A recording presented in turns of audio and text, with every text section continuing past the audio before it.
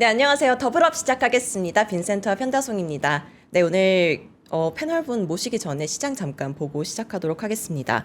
왼쪽 화면 보시면요. 코스피는 낙폭을 장 초반보단 조금은 줄이다가 지금 다시 조금 하락을 해서 3.58% 하락한 7,218선 지나고 있고요. 코스닥 보시면 마이너스 5% 하락해서 1,072선 지나고 있습니다. 그리고 오른쪽 화면에 수급 보시면요. 외국인이 8거래일 연속 순매도를 하고 있습니다. 오늘도 9천억 원 가량 팔고 있고요. 개인이 1조 2천억 원 가량 순매수세를 보여주면서 받쳐주는 모습입니다. 네, 그리고 종목 보겠습니다. 네, 시가총액 순위순으로 보시면요. 오늘 전반적으로 코스피 종목들 하락하고 있는데요. 지난 금요일 급락세 속에서도 하락폭을 방어해줬던 현대차도 오늘 하락하는 모습을 보여주고 있습니다. 네, 그리고 코스닥 종목 보시면요. 주성 엔지니어링 그리고 이오테크닉스, HPSP 같은 소부장 종목들이 빨간불을 켜주는 모습입니다. 네, 그리고 특징 종목 보시면요. 주성 엔지니어링이 지금 23%가량 상승을 하고 있는데요. 차세대 반도체 제조 장비를 글로벌 기업에 출하했다는 소식에 급등을 하는 모습을 보여주고 있습니다. 오늘은 현대차가 하락하는 모습을 보여주고 있지만 지난주에는 계속해서 좋은 모습 보여줬잖아요. 네. 네, 그래서 현대차가 계속 달릴 수 있을지 없을지 이분을 모시고 5월 이후 자동차 섹터 투자 전략 이야기 나눠보도록 하겠습니다. 송선재 위원님과 함께합니다. 어서 오세요. 어서 오세요. 안녕하세요. 송선재입니다. 위원님, 현대차 분위기 좋았는데 네. 어떻게 봐야 됩니까? 뭐 많이 올랐으니까 조정받는 거는 뭐 당연한 거 같고요. 현대차가 이제 저는 이제 자동차 회사인가에 대한 이제 시장에서 이제 의문이 계속 있다라고 생각을 해요. 사실 자동차 주식으로서는 주가는 저는 오버슈팅 되어 있다라고 생각을 합니다. 왜냐하면은 글로벌 자동차 시장이 연간으로 1% 정도밖에 성장을 하지 않고 현대자동차가 올해 이익은 뭐 한 8% 정도 증가를 할 거로 생각을 하지만은 상당 부분은 결국은 환율 효과랑 그다음에 관세에 따른 기저 효과 정도 수준이거든요. 네. 그런데 이제 그럼 결국은 이익 증가율이 그렇게 높지는 않다라는 거거든요. 순수하게 펀더멘탈적으로 본다면은. 근데 주가는 뭐 아시겠지만은 거의 3배 정도 올라가 있는 상태고 그러면 당연히 이익이 증가를 하지 않는데 주가가 올랐다. 그럼 밸류에이션은 굉장히 많이 올라갔다라는 거거든요. 그래서 현대자동차가 지금 밸류에이션으로만 본다면은 PER 기준으로 14배 정도가 돼요. 그리고 기아는 한 8배 정도 되고요. 근데 글로벌 피어들 평균이 9배 정도 되거든요. 그러니까 기아는 순수 자동차 회사로서도 보더라도 약간은 싼 상황이지만은 현대차는 글로벌 피어들 대비로서는 상당히 높은 수준입니다. 뭐 세계에서 가장 높은 좋은 자동차 회사라고 하는 도요타의 PER이 11배 정도 되니까 결국은 지금 시장은 자동차 회사를 자동차로 보지 않는 거죠. 로봇 회사로 보고 있는 거고. 네. 그래서 향후 주가는 결국 로봇 모멘텀이 좌우할 것으로 생각을 합니다. 로봇은 아직 밸류에이션이 측정 불가니까. 네, 맞습니다. 그래서 로봇 모멘텀은 두 네. 단계로 좀 나눠서 생각을 하셔야 돼요. 일단 첫 번째로는 작년도 하반기부터 올해 이제 1분기까지 정도 수준에서 본다라면은 투자자들이 그동안 현대자동차를 자동차 회사로만 보다가 현대자동차가 로봇을 하고 있구나. 로봇을 자회사 중에서 보스턴 다이내믹스라는 회사가 있구나. 근데 보스턴 다이내믹스의 제품이 꽤 경쟁력이 있구나라는 걸 갖다가 인지하고 이거에 대한 이제 재평가를 갖다가 어느 정도 진행을 했죠. 근데 그 재평가의 핵심은 이제 어떻게 보면은 로봇 시장이 굉장히 좋을 것이다. 현대자동차가 어느 정도 잘할 것이다라는 이제 단순 기대감이 반영이 된 거거든요. 근데 이 단순 기대감을 반영하다 보니까 또 하나 이제 일각에서는 이제 의문을 제시하는 게 그래서 로봇으로 돈을 언제 벌 거야? 그리고 그 로봇에 대한 가치는 얼마일 거야? 라는 걸 갖다가 이제 의구심을 갖다가 가질 수밖에 없었죠. 그래서 지금부터는 2단계 모멘텀으로 봐야 될 거는 결국은 로봇 사업에 대한 밸류에이션을 합리화시킬 수 있는지 이 여부를 갖다가 좀 체크를 하시면서 로봇 주가를 그러니까 자동차 회사 주가를 보셔야 되지 않을까라고 생각하고 있습니다. 네, 로봇 모멘텀 2단계를 말씀해 주셨는데 그럼 이 2단계에서 올해 내에 주목해야 될 이벤트가 어떤 게 있을까요?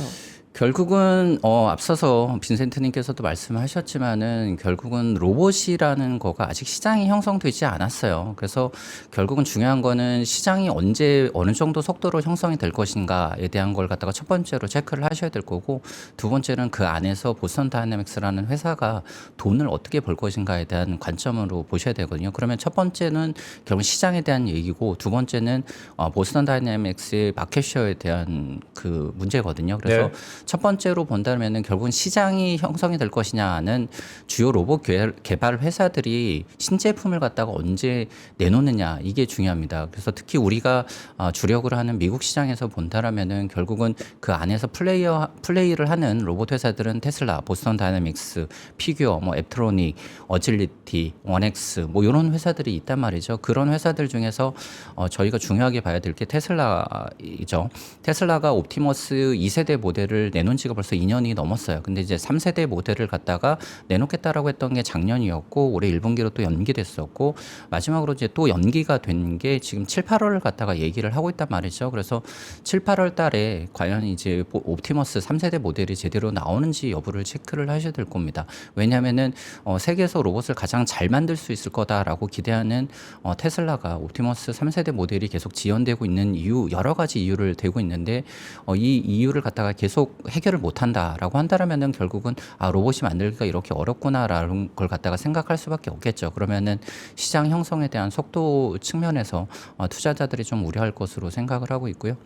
보스턴 다이내믹스와 또 관련해서는 보스턴 다이내믹스는 2028년도에 양산 모델을 내놓겠다라고 이야기를 했습니다. 그래서 그거 관련해 갖고 하드웨어 쪽으로 계속 업데이트를 해야 되고, 또 AI 부분을 갖다가 또 개발을 해야 된단 말이죠. 그래서 그거 관련된 일정으로서 올해죠. 올해 3분기에 알맥이라고 하는, 그러니까 로보틱스 메타플랜트 어플리케이션 센터라고 하는 로봇 트레이닝 센터거든요. 이거를 그 메타플랜트 아메리카 그 조지아에 있는 메타플랜트에서 개소를 하고, 거기서 일부 트레이닝을 시켜서 올해 하반기에 이제 실전으로 테스트를 투입을 하겠다라고 밝혔습니다. 그래서 네. 그 일정이 제대로 지켜지는지를 좀 봐야 될 것으로 생각을 합니다. 그래서 주요 일정 중에서 3분기쯤에 테슬라, 그리고 4분기에 보스턴 다이내믹스의 일정을 좀 체크를 하셔야 되고, 또 하나 이제 양산과 관련된 이제 보스턴 다이내믹스의 이제 마켓쉐어와 관련해서는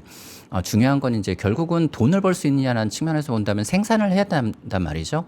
그러면은 생산 법인을 만들어야 됩니다. 뭐 보스턴 다이내믹스가 직접 생산할 수도 있었지만 지금 현재로서는 생산 법인을 만드는 구도로 진행이 되는 것으로 파악이 되고, 그 생산 법인이 로보틱스 아메리카라는 회사로 가칭으로 이제 이름이 정해졌는데, 요거를 가지고서 한 3분기에 설립을 할 것으로 생각을 합니다. 근데 이 설립을 할 때 과연 이제 지분 구조를 어떻게 갈 것인지도 중요하게 봐야 될 겁니다. 왜냐하면 현대차 그룹이 지금 보스턴 다이내믹스 지분 90%를 가지고 있거든요. 그래서 로보틱스 아메리카에도 90% 정도 지분을 가져가는 게 좋을 거고, 만약에 그렇지 않다라고 한다면은 누구와 제휴를 할 것인가, 뭐 예를 들면 빅테크 기업들의 지분을 일부 투자를 받을 것이냐, 요 관점으로도 굉장히 중요하다라고 생각을 합니다. 그리고 마지막으로는 그 로보틱스 아메리카가 2028년도에 양산을 할 거라면은 2026년도 하반기, 특히 뭐 한 적어도 한 4분기 정도까지는 공급망을 갖추어야 된단 말이죠. 네. 그래야지 그 공급망에서 주요 뭐 시범 생산도 하고 자기네들도 공장을 짓고 할 거라는 거죠. 그래서 26년도 3분기 말에서 4분기 정도의 공급망 발주, 요 작업도 아마 자동차 쪽 주가에 상당한 큰 영향을 줄 것으로 생각을 합니다. 근데 위원님, 이런 생각이 좀 들어요. 말씀하셨던 걸 쭉 보면 드디어 올해 한 3분기 아니 4분기 내년까지 로봇이 분기마다 그래도 모멘텀이 있구나, 이런 생각이 드는데, 문제는 요즘 지난주 금요일도 그렇고 오늘도 그렇고 지수 자체가 이렇게 흔들리다 보니까 인내심도 적고, 또 어떠한 이러한 현대차 같은 로봇 기업을, 로봇 주식을 계속해서 사기가 애간 쉽지 않더라고요. 왜냐하면 다른 것들이 워낙 비교 상대적으로 움직이니까. 그럼에도 불구하고 현대차를 포트폴리오에서 비교 우위를 갖고 가져가야 될 이런 인내심을 그나마 우리가 참을 수 있는 그런 요소가 있다면, 요인이 있다면 어떤 게 있을까요? 일단 자동차 산업 대비 로봇 산업이 가진 포텐셜이 굉장히 크다라는 거거든요.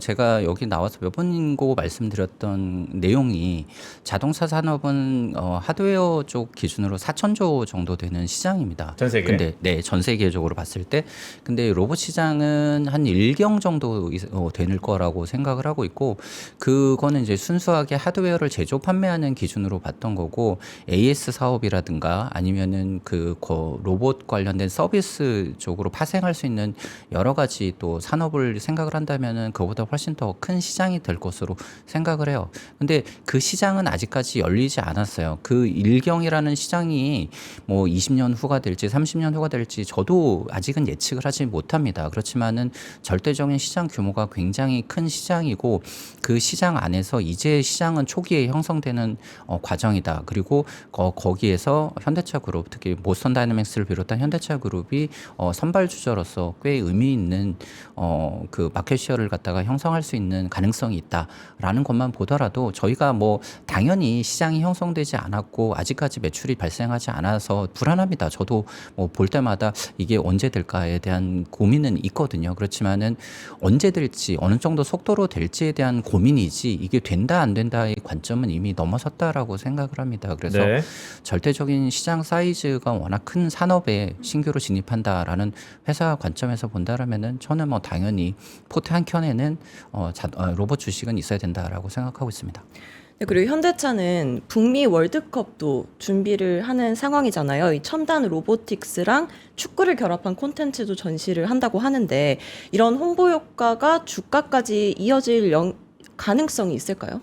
네, 말씀드린 것처럼 로봇 산업이라는 게 형성되지 않았잖아요. 그러니까 사람들이 로봇에 대한 그 필요성에 대해서 아직까지 인지를 못하고 계신 분들도 꽤 많아요. 그러다 보니까 세계적인 행사인 월드컵에서 로봇을 갖다가 홍보할 수 있다라고 한다라면은 결국은 소비자들 입장에서는 와, 로봇이 저렇게까지 잘 나왔구나. 저게 제품이 있으면 좋겠네라는 이제 막연한 생각만 가져도 충분한 홍보 효과가 있을 거고 그렇게 된다면 당연히 시장 형성의 속도를 빠르게 할 수 있고 그다음에 이제 보스턴 다이내믹스를 비롯한 현대차 그룹에도 당연히 MS 측면에서도 유리할 수 있기 때문에 당연히 홍보 효과는 있을 거로 생각을 합니다. 근데 뭐 단순 그런 이벤트를 가지고서 이 회사를 주식을 사자 이렇게 말씀은 못 드리겠지만 네. 전반적으로 시장 형성과 관련된 쪽에서 하나의 뭐 긍정적인 이벤트 정도로 생각은 하고 있습니다.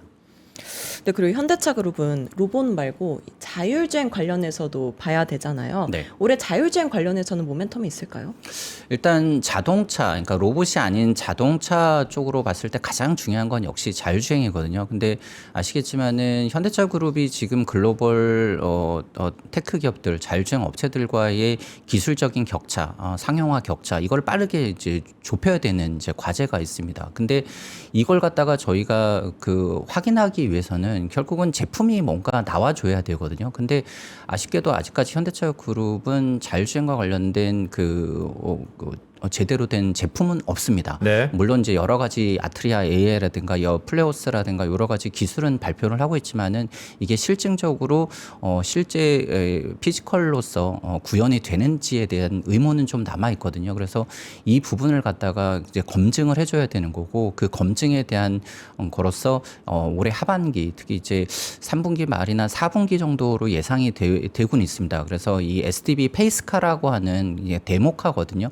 이 데모카가 한 수십 대에서 한 수백 대 정도가 생산이 돼서 기술적인 검증 과정을 거칠 것으로 생각을 합니다. 그래서 만약에 이 SDV 페이스카가 어느 정도 기술적으로 좀 잘 만들어졌다라는 게 인식이 된다라면은 결국 투자자들은 현대차가 자율주행도 할 수가 있구나. 그리고 로보택시라는 서비스를 통해서 돈을 벌 수 있겠구나. 그러면은 더 이상 하드웨어 제조업체가 아니라 기술 서비스업으로 전환이 가능하구나라는 생각을 하게 될 거라는 거죠. 그러면은 결국은 자동차 주식을 기술 서비스 기업으로서 재평가하는 그런 단계로 진입할 것으로 생각을 합니다. 보내드리기 전에 보스턴 다이내믹스 있지 않습니까? 네. 소프트뱅크라고는 어떻게 됐습니까? 최근에 가장 업데이트가 결정을 했습니까? 작년 8월 달에 보스턴 다이내믹스가 증자를 하면서 소프트뱅크가 증자에 참여를 하지 않았던 것으로 파악이 됩니다. 그래서 현대차 그룹이 정의선 회장을 포함해서 한 90% 정도 지분을 가지고 가지고 있고요. 소프트뱅크가 한 10% 정도 지분을 가지고 있는 상태이고요.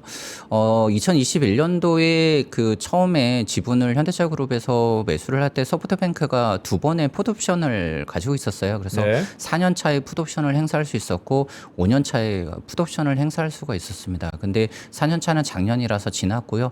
5년 차의 풋옵션은 올해 6월 21일 날 이제 액티베이트가 됩니다. 그래서 한 달 동안 그 풋옵션을 행사할지 말지를 결정을 할 거고요. 근데 이제 여기까지가 저희가 이제 작년까지 알고 있었던 거였고 작년 8월 달에 또 하나 계약이 체결됐습니다. 현대차그룹이 콜옵션을 행사할 수 있는 계약을 갖다가 체결을 했었거든요. 그래서 만약에 소프트뱅크가 풋옵션을 행사하지 않으면은 그 종료일 한 달 지나서 7월 21일부터 현대차그룹이 콜옵션을 갖다가 행사할 수도 있습니다. 그래서 한 달 동안 또 콜옵션이 기간이 있습니다. 그래서 소프트뱅크가 풋옵션을 행사할 수도 있고 안 할 수도 있고 그다음에 만약에 풋옵션을 행사하지 않는다라면은 현대차그룹이 콜옵션을 행사할 수 있는 기간이 한 달 정도가 있다. 그래서 6월 말부터 8월 말까지는 아마 요 지분에 대한 이슈가 좀 꽤 있을 것으로 생각을 합니다. 뭐 현실적으로 생각한다면은 둘 중에 하나는 옵션을 행사하지 않을까라고 생각을 하고 있고요. 확률입니다. 아직은 확률이지만 행사할 가능성이 꽤 높다라고 생각하고 있습니다. 거의 네. 임박했네요. 네. 그래서 현대차 가나요, 안 가나요? 전략 어떻게 세워야 될까요? 네, 그러니까 이거는 저번에도 말씀드렸지만 결국은 어느 정도의 시간을 두고서 생각을 하시냐에 따라 다를 겁니다. 뭐 당장 오늘만 해도 주가가 떨어지고 있는 네. 상황이고 뭐 워낙 급하게 올랐던 주식들이니까 당연히 변동성은 꽤 있을 것으로 생각을 합니다. 하지만은 3분기 이후 4분기에 계속 로봇 관련된 모멘텀은 계속 있을 거고 중장기적으로 본다면은 로봇 시장이라는 엄청나게 큰 시장을 앞두고 있다라는 관점에서 본다면은 계속 말씀드리지만은 로봇 주식은 계속 포트에는 가지고 있어야 될 거고 그 중에서 가장 대장은 현대차 그룹이다라고 생각하고 있습니다. 알겠습니다. 오늘 송선재 위원님과 함께했습니다. 고맙습니다. 고맙습니다. 제가 네. 방송 시작할 때 장이 안 좋아서 목소리가 떨렸는데 지금 다시 목소리에 힘이 생겼습니다. 그래요? 네, 낙폭을 많이 회복해서 코스피 0.8% 하락한 7,430선 지나고 있고요. 삼성전자가 양전을 했습니다. 그러니까요. 우리 장 전략 후강 모습도 많이 보여줬잖아요. 네. 네, 오늘도 이대로 상승해서 양전하는 모습 보여줬으면 좋네요. 좋겠습니다. 네, 약속의 10시였고요. 자, 시작의 시선은 실적에서 매크로로 바뀌었죠. 하지만 우리는 공포의 극단을 지나고 있는 게 아닐까라는 강한 스스로의 의구심을 갖는 오후장이 되기를 기원드립니다. 네, 저희는 내일 다시 찾아뵙겠습니다. 고맙습니다. 고맙습니다.